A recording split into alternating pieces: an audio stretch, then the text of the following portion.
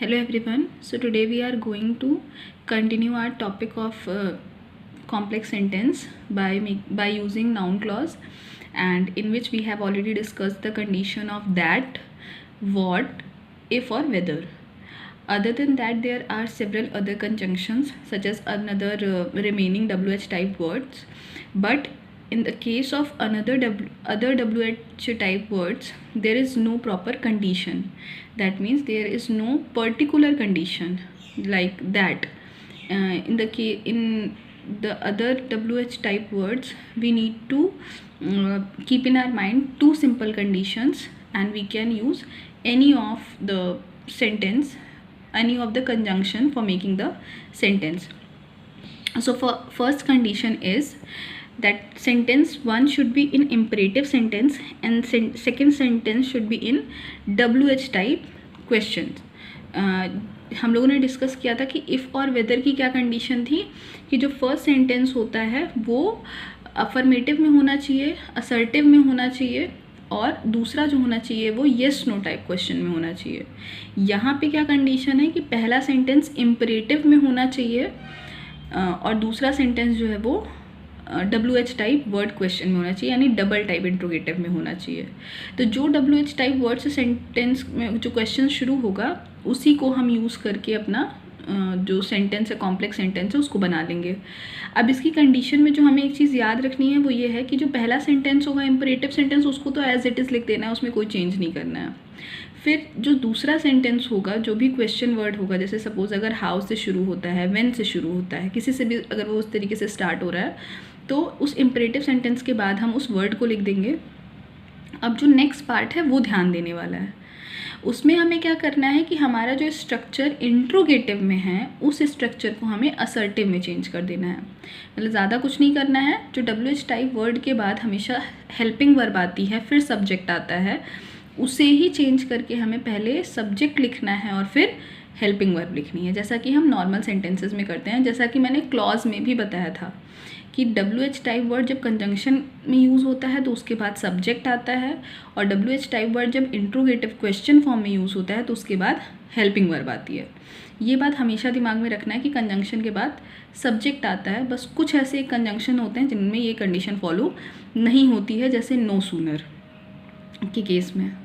सो अब फर्दर देखिए तो यहाँ पे वो सेम स्ट्रक्चर लिखा हुआ है. अब एग्जांपल देख लेते हैं.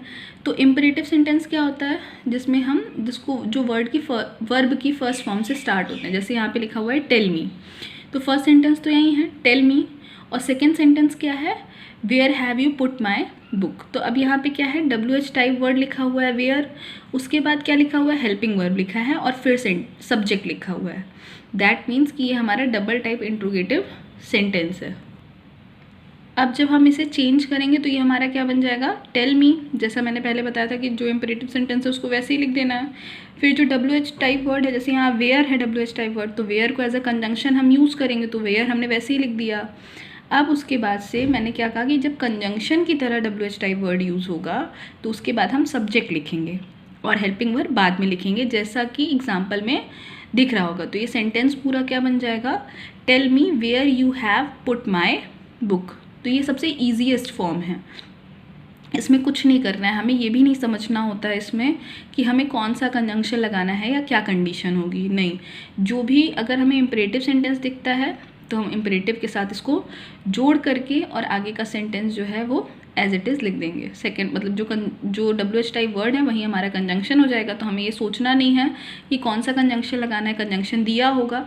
बस हमें जो आगे इंट्रोगेटिव का स्ट्रक्चर है उसको चेंज करके हमें केवल उसको असर्टिव बना देना होता है, सिंपल सेंटेंस की तरह बना देना होता है. जैसे यहाँ पे वेयर कंजंक्शन की तरह काम कर रहा है, उसके बाद you have put my book लिख दिया गया है. जो सेकेंड एग्जाम्पल है उसमें भी यही सेम चीज़ है, tell him why were you upset. तो फर्स्ट वाला जो क्वेश्चन वाला सेंटेंस है उसमें वाई वर लिखा हुआ है, हेल्पिंग वर्ब लिखी है, फिर सब्जेक्ट लिखा है. जब हम इसको सॉल्व करेंगे तो हम क्या लिखेंगे, इम्परेटिव सेंटेंस लिख देंगे, टेल हिम वाई. अभी कंजंक्शन हो गया तो कंजंक्शन के बाद हम क्या लगाते हैं, सब्जेक्ट लगाते हैं. तो वाई वर यू को हम किस में चेंज कर देंगे, वाई यू वर अपसेट, जैसा कि हम डायरेक्ट इनडायरेक्ट में करते थे ऐसे। ये कंडीशन मैंने डायरेक्ट इनडायरेक्ट में भी पढ़ाई थी, क्योंकि हम डायरेक्ट इनडायरेक्ट में भी इस तरीके से ही चेंज करते हैं इंट्रोगेटिव सेंटेंस को, बिल्कुल वैसे ही यहाँ पे भी करना है। सेकेंड कंडीशन सेम है उसी की तरह। अब वहाँ पे जैसे इम्पेरेटिव सेंटेंस था, यहाँ असर्टिव सेंटेंस होना चाहिए फर्स्ट सेंटेंस में, और जो सेकेंड सेंटेंस होना चाहिए वो WH टाइप वर्ड में ही होना चाहिए, उसमें कोई चेंज नहीं होगा। जब हम इसको सॉल्व करें तो उसमें भी सेम सिचुएशन है कि जो पहला सेंटेंस होगा वो असर्टिव में जैसे लिखा गया वैसे ही होगा, जो WH टाइप वर्ड यूज़ किया गया होगा उसको एज अ कंजंक्शन यूज़ करेंगे, और जो सेकेंड वाला सेंटेंस होगा जो इंट्रोगेटिव फॉर्म में था उसको दोबारा से हम किस में बदल देंगे, असर्टिव सेंटेंस में बदल देंगे। जैसे एग्जाम्पल देख लें, nobody knows where has he gone, किसी को नहीं पता कि वह कहाँ गया है। तो अब इसको जब हम चेंज करेंगे तो ये क्या हो जाएगा, असर्टिव सेंटेंस हमारा क्या है, नोबडी नोज, उसके बाद हमने कंजंक्शन क्या लगा दिया, वेयर लगा दिया, उसके बाद से जो हैज़ ही गॉन लिखा हुआ था उसको हम चेंज करके क्या कर देंगे, ही हैज़ गॉन। तो ही हैज़ गॉन ये हमारा क्या बन गया, असर्टिव सेंटेंस बन गया। तो इसमें बस हमें इतना ही ध्यान देना है।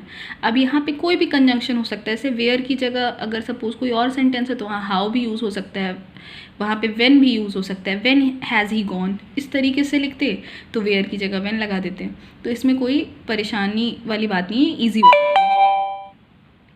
तो यहाँ पे हमारा नाउन क्लॉज जो है वो ख़त्म हो जाता है। अब हमें एडजेक्टिव क्लॉज और एडवर्ब क्लॉज डिस्कस करना है, और उसके बाद से हमारा जो सिंथेसिस का टॉपिक है वो पूरा का पूरा टॉपिक जो सबसे ज़्यादा मेजर और सबसे ज़्यादा लेंदी टॉपिक है वो ख़त्म हो जाएगा। So I hope I was able to make you understand this topic, but still if you have any doubt you can tell me, please let me know.